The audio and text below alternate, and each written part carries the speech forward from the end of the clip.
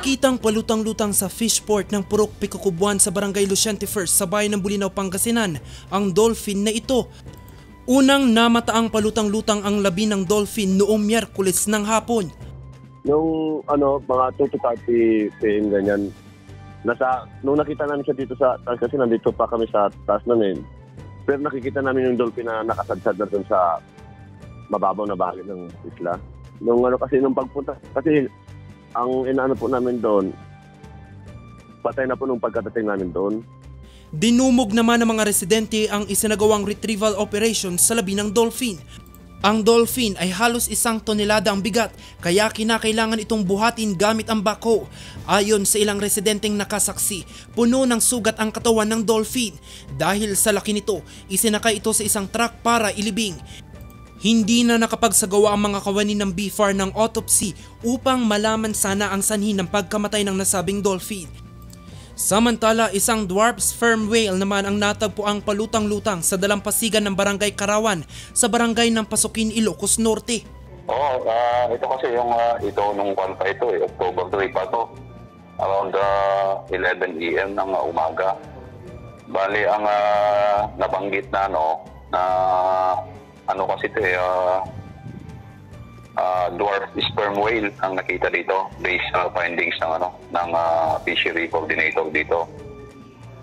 Nakita ito ng civilian, biniport din sa mga kapulisan natin. Kaya rumisponde ang mga pulis dito kasama ang mga maritime group.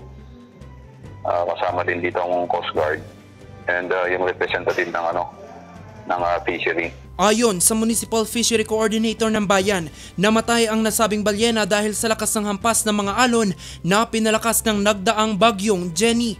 Bali, ang cause po na matignan namin yung weather po natin. Kasi di ba may bagyo, baka yun po yung yung reason kung bakit napadpad dito yung isang dwarf sperm whale sa Barangay Karawan. Ayon sa Bureau of Fisheries and Aquatic Resources Region 1, posibleng napadpad ang balyena sa mababang parte ng dagat dahil sa lakas ng mga alon. Yung kanilang parang hearing senses nila na kung saan ito yung nagbibigay signal ng kanilang pupuntahan ay maybe nagkaroon ng differences kaya or kumbaga dahil kung minsan nagkakaroon tayo ng mga ibang instances kagaya ng mga dynamite fishing, kaya yung kanilang senses kung baka alam nila po yung pupuntahan nila dahil yan yung sound na nagbibigay ng signal sa kanila pag nag-transmit sila ng signal. Pinaalala din ng BFAR na mahalaga ang mga ito sa marine diversity.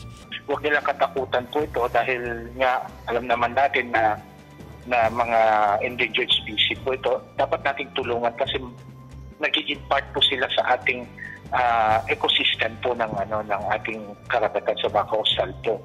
Lalo na sa food chain dahil malaking tulong pa rin po sila din doon sa ating ecosystems po yung mga yan. Agad namang kinuha ng Pasukin PNP ang labi ng balyena at agad itong inilibing base na rin sa abiso ng BFAR. Jose Robert Inventor para sa Luzon Headlines.